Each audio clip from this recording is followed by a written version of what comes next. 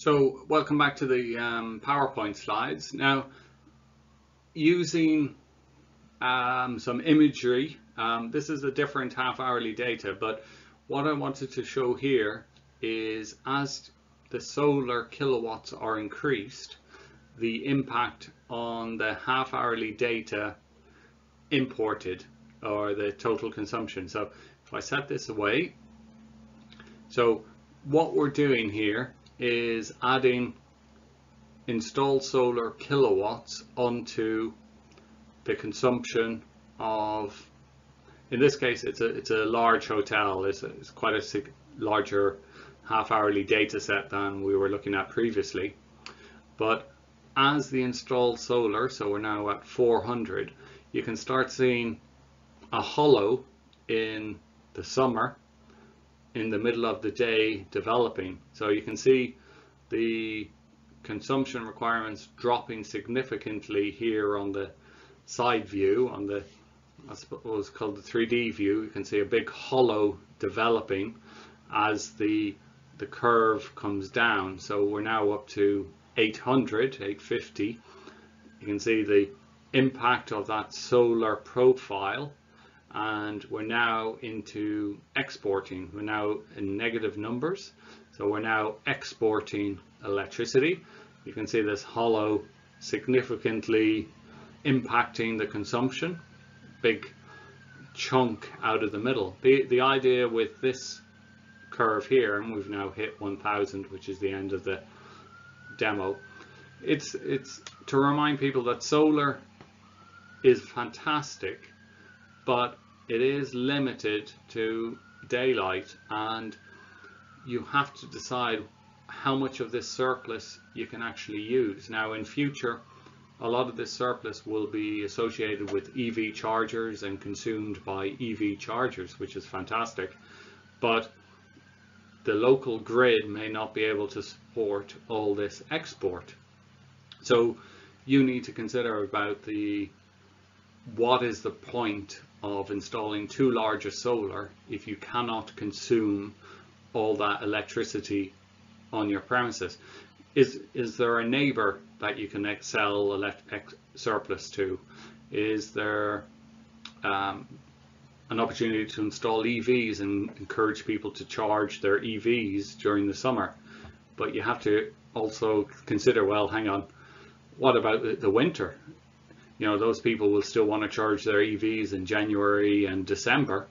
How are you going to support that electricity usage? People don't just charge their EVs in summer. they will expect to charge them equally in winter. So solar is a great option, but do consider what you're going to do winter time and how you're going to manage that load. Unfortunately, you know, the peak demand on the electrical network, as we saw earlier, is in winter when solar isn't as efficient. Oh, it's playing again. Let me move forward here.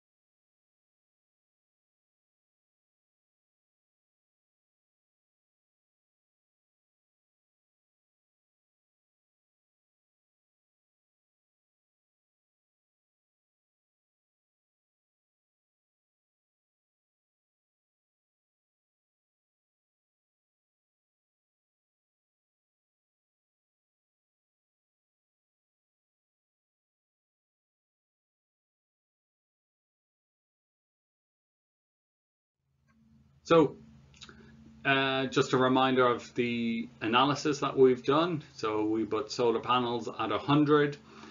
So our total kilowatts for our example golf club was 181. 100 kilowatts of solar offset 102 of that, or generates 102, giving us a new import of 106 and an export of 36. So, not all the electricity generated could be used on site, hence the export.